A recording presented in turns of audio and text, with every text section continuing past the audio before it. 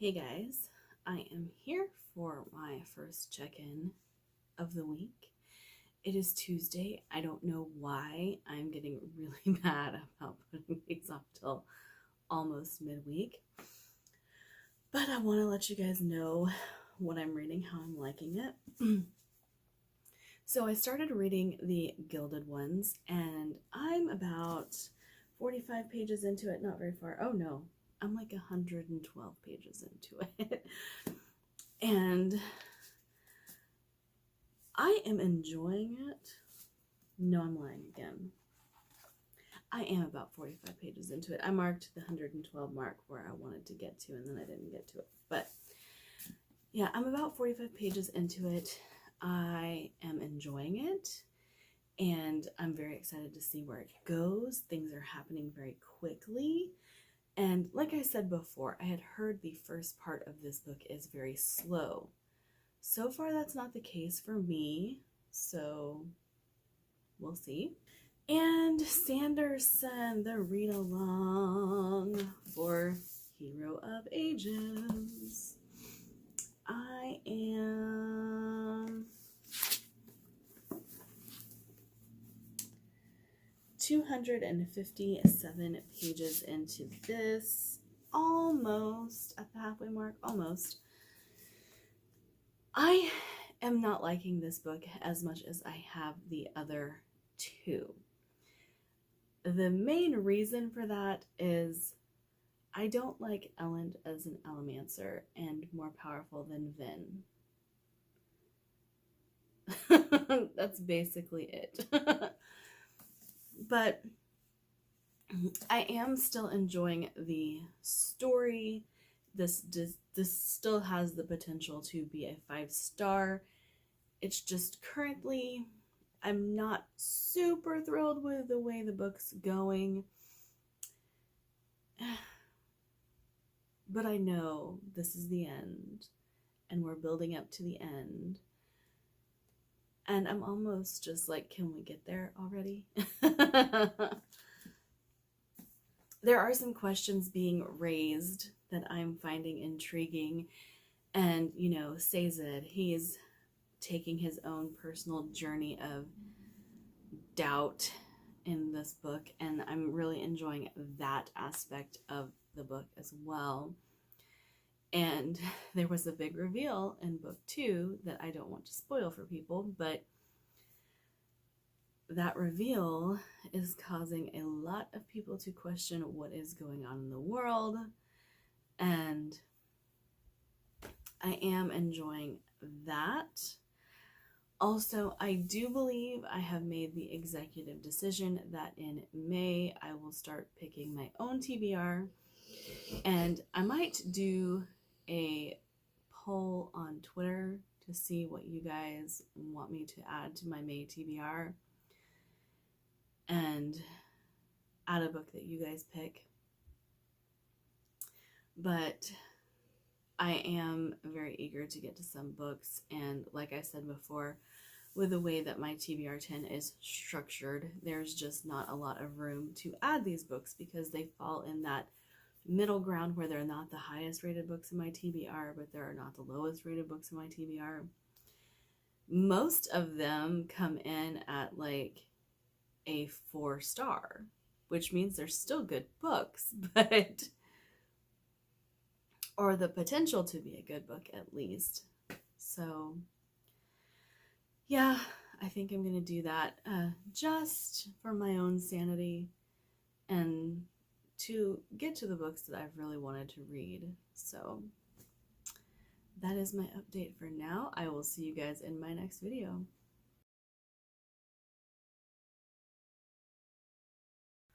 Alrighty, here we are, checking in. I have my hoodie on because my hair's a hot mess. And yeah. So, it has been a little bit since I checked in, but I did want to give you guys some updates because I have finished 3 books. So the first book that I finished will have been The Hero of Ages by Brandon Sandorson. I'm gonna say the first part of this book is pretty boring. I was not enjoying it.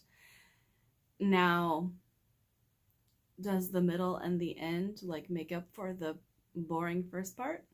Yes, it does.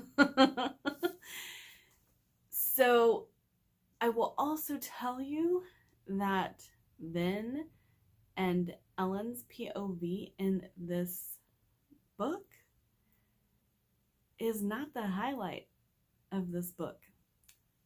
We have a couple other characters come to the forefront that make this book what it is. So I appreciate that. I enjoy that. I do, however, I'm still on the fence about the ending of the Well of Ascension and what went down there and caused some of the events of this book. Still not exactly happy about that. But the ending of this book was so masterfully done that I just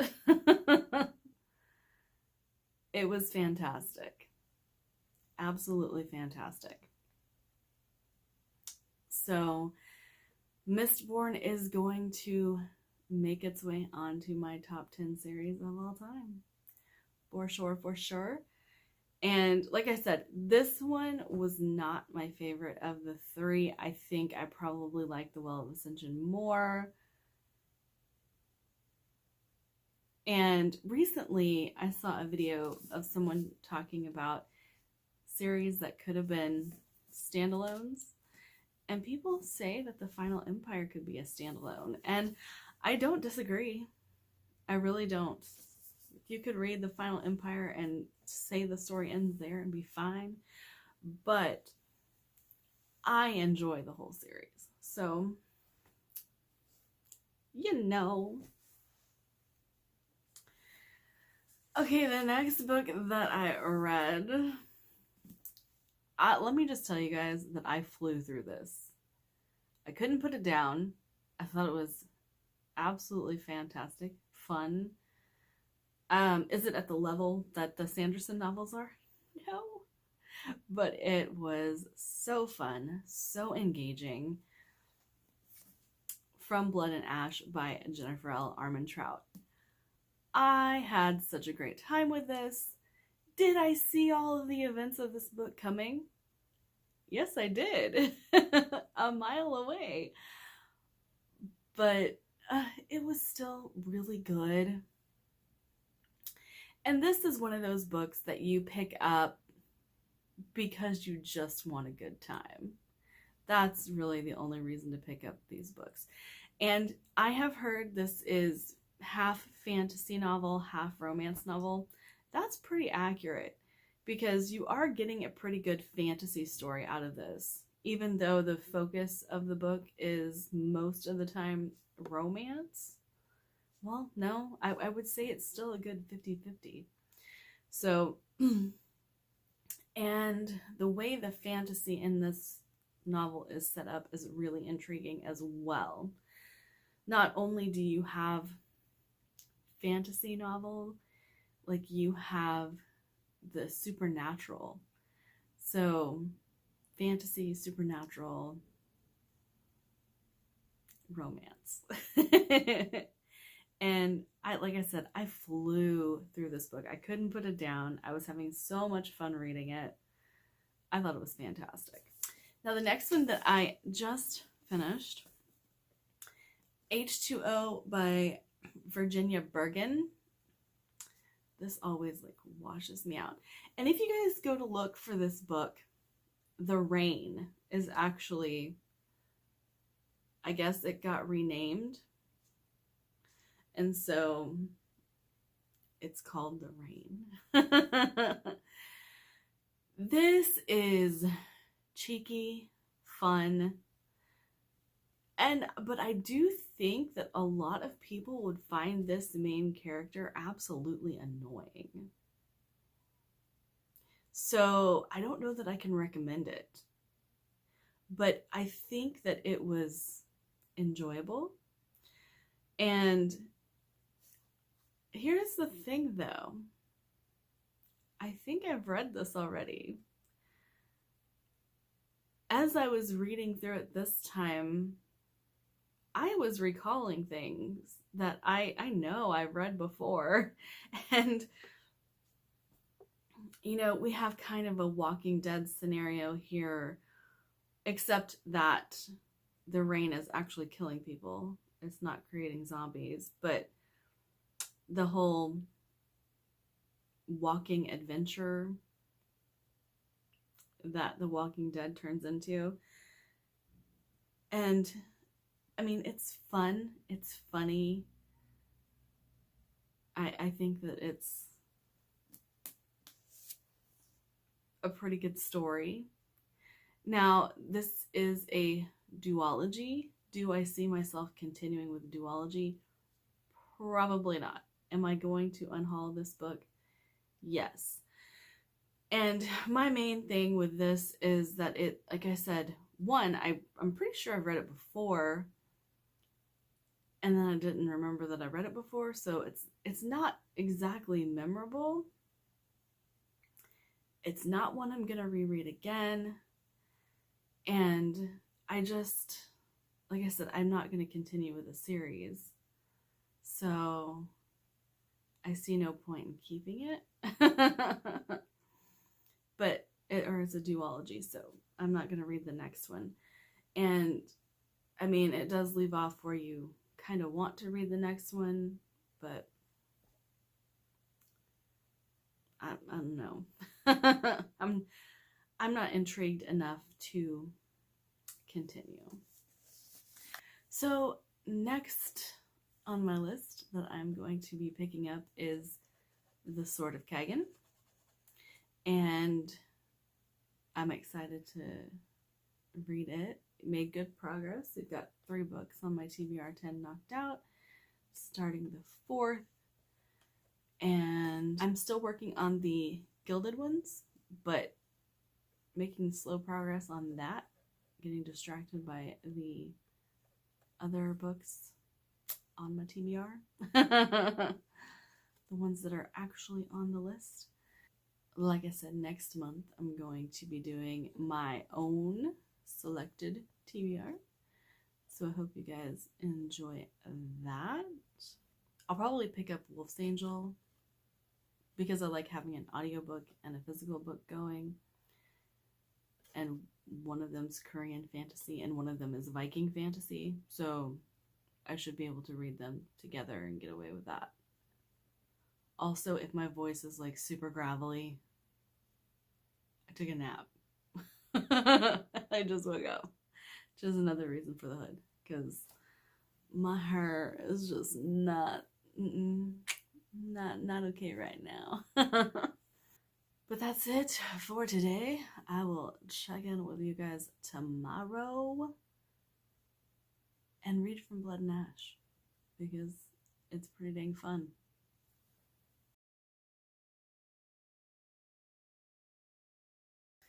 All right, here we are for my TBR 10 wrap up and final thoughts. Confession. I have no idea what I read this week. I have the 4 books that I believe I tackled this week sitting next to me. And also, full confession, I'm too lazy to go back and look at the videos to see if I've already talked about these books. So if I have, sorry. And I'm also going to be trying to give a little bit more in-depth review of these books that I'm going to be talking about, because I've realized that in my wrap-ups I'm a little brief because there's a vlog that always precedes them.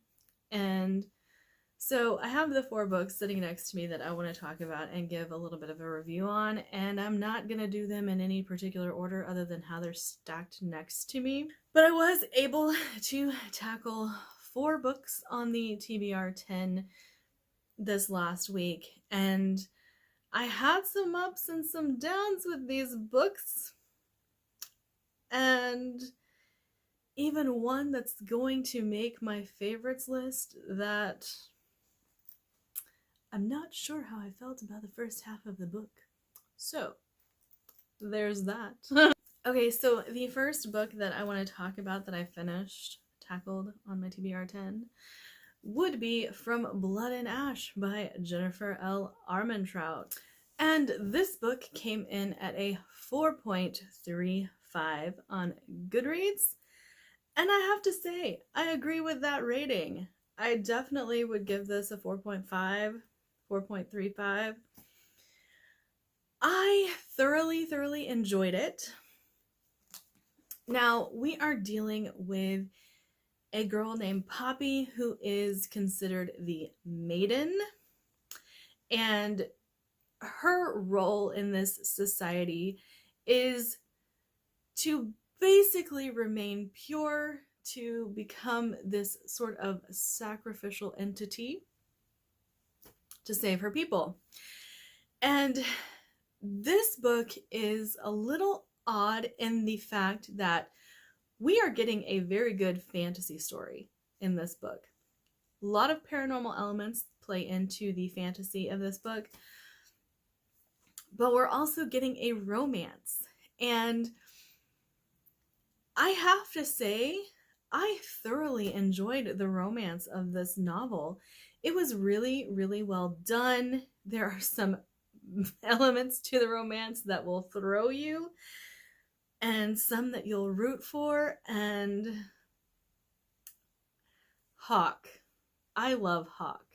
And I want to be able to talk to more people about Hawk, but I liked this so much that as soon as I finished reading it, I ordered the second book, and I have it. It's sitting on my TBR cart now. But without giving any spoilers, Poppy doesn't really think that she wants to commit to being the maiden. She understands her role, and she has lived that role for quite some time. But now that the time has come, she's just a year or two away from becoming this sort of sacrificial entity. She no longer thinks that she wants to do it. And she's very conflicted about this because she knows that in her ascension could be the salvation of her people. And she no longer believes that that is her actual role, and she struggles with this fact.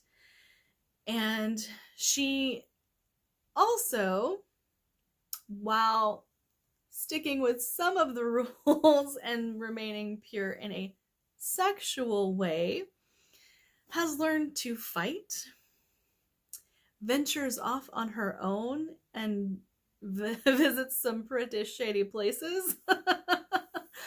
And the book opens up with her doing this, so this is not a spoiler. And it's also where she meets Hawk for the first time. He is not her guard at the very start of the book, but becomes her guard. And it's very, like I said, the fantasy is really well done, and the romance is really well done in this book. Many people have compared Jennifer L. Armentrout to Sarah J. Maas. While I did not enjoy House of Earth and Blood, I did really like this one. And like I said, I've bought the second book already. And I think that if you like Sarah J. Maas, you will definitely like this. I also think that if you like fantasy and are just looking for a book with a good romance in it, this could be for you. And I do believe that this book, while really great in its fantasy elements, is probably going to appeal to more romance readers than fantasy readers, because this leans into the paranormal pretty heavily. So take all of that into consideration before you pick up From Blood and Ash. But I did thoroughly enjoy it. Also, it is a fun book. Just a fun book to read. There are dark elements to it, but I really think I blew through it. Super, super easy to read and very, very entertaining. So if you're looking for a fun book, this could also be for you and fulfill that role for you. Okay, the next book that I tackled for my TBR 10 would be H2O, or The Rain, because it goes by both. I believe H2O is the American name for it, and The Rain is the British name. This is about a girl named Ruby, and Ruby is quite entertaining. H2O comes in at a 3.48. So my problem with this book was that it was just an entertaining romp, and the dystopian elements of the book weren't great. They just weren't. And while Ruby is fun for a little while, she also gets really annoying. Like really annoying, really, really fast. She is very cheeky, and there is a part in this book where she talks about using the word God as in a sacrilegious way and cussing, and starts to replace it with butterfly because she doesn't think her mom would approve of her using God in a sacrilegious way and cursing. So there are a lot of times when people start to curse and butterfly is inserted, and while it was fun and funny at first, it was way overdone, and I did not enjoy that. So this book coming in at a 3.48, I do think is a little bit of a high rating for this novel.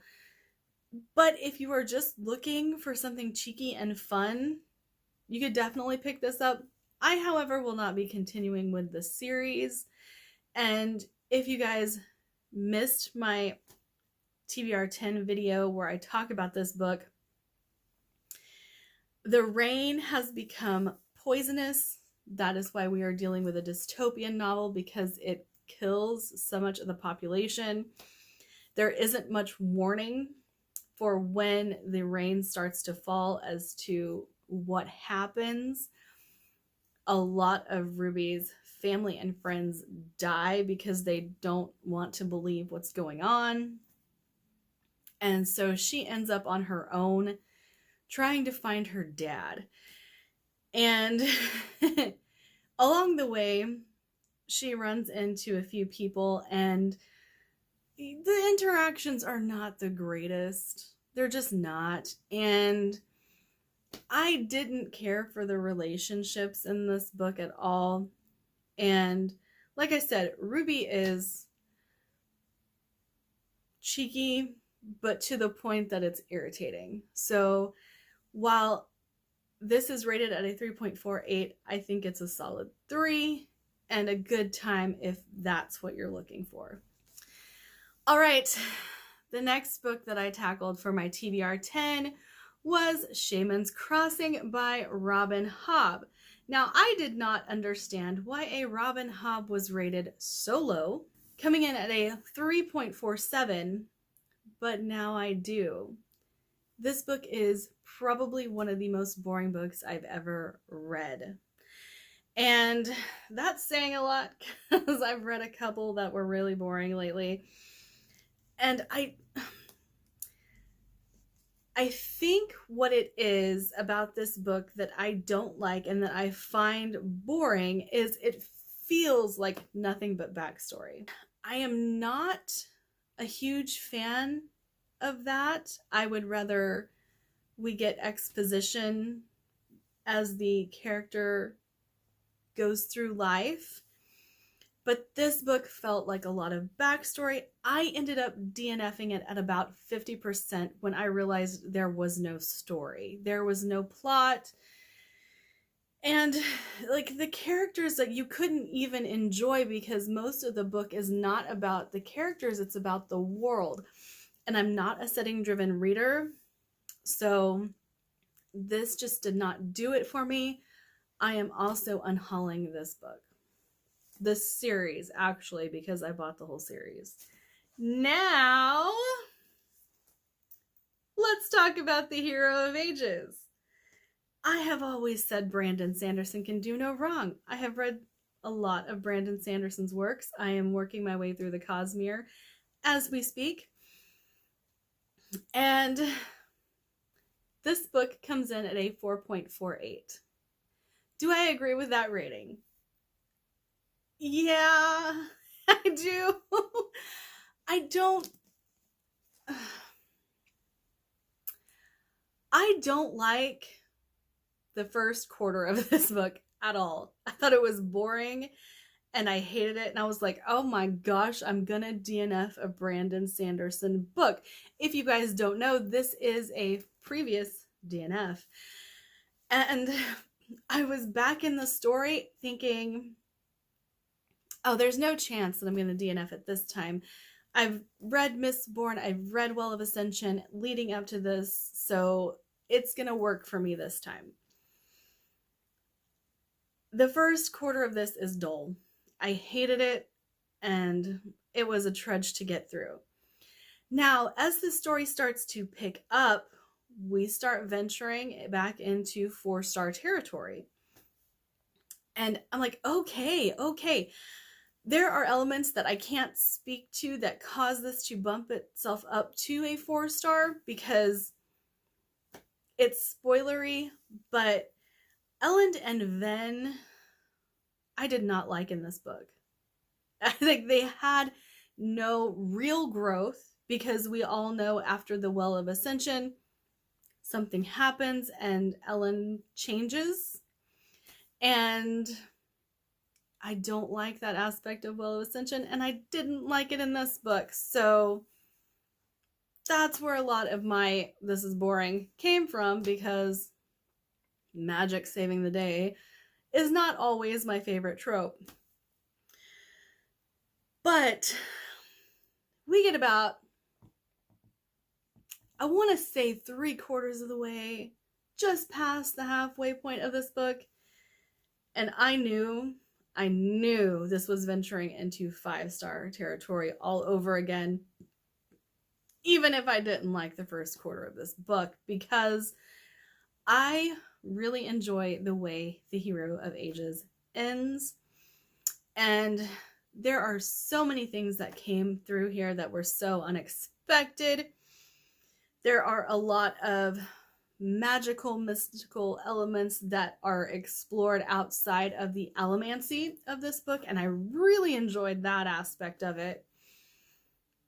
And we get to learn a lot more about the Lord Ruler and why he did what he did and how things were meant to go down and they didn't.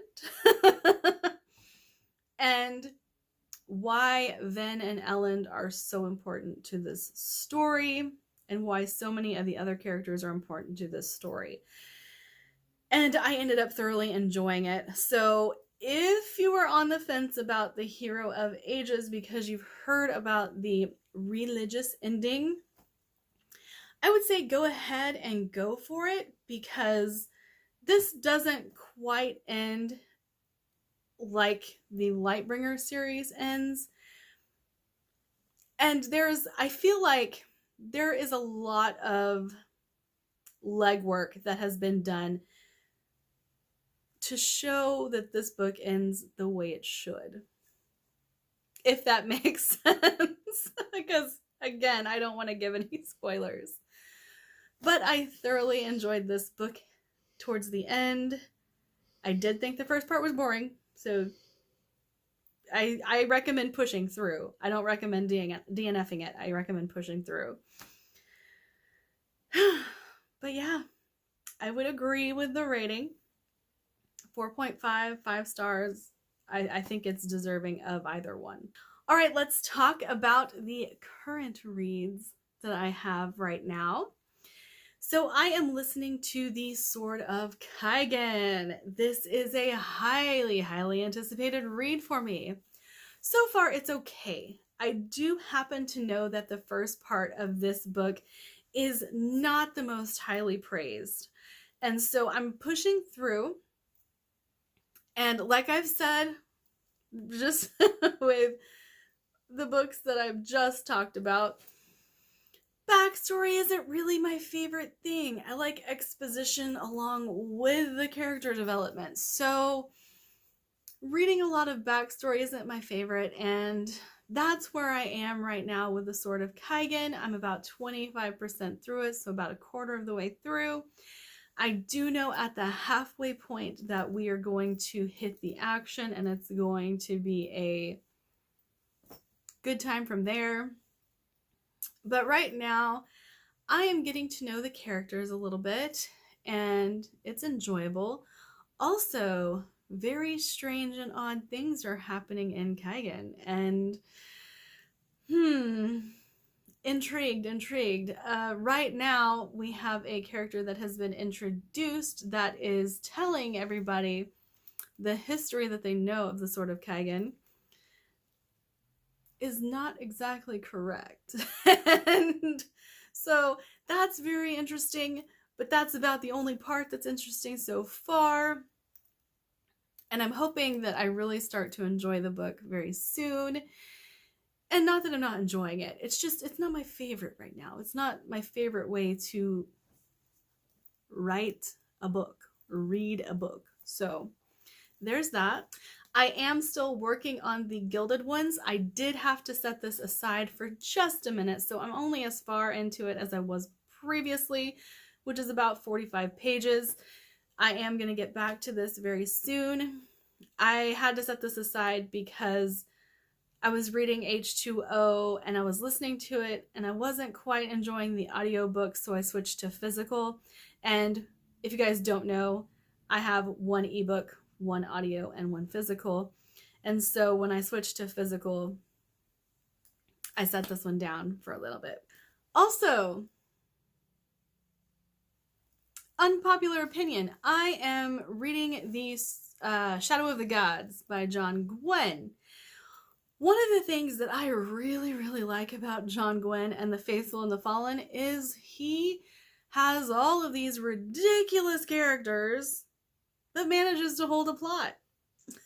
So far we have no plot. And I just found out that Shadow of the Gods is a character-driven story. Does not bode well for me. So while I think I might still enjoy it and I am still working on it, I am not expecting to give this book 5 stars at all. So there's that. But yes, I am listening to the Sword of Kygen, reading the Gilded ones, and ebook Shadow of the Gods. But that is my wrap up for now. I will see you guys next week. Like, subscribe, do all the fun things. Bye.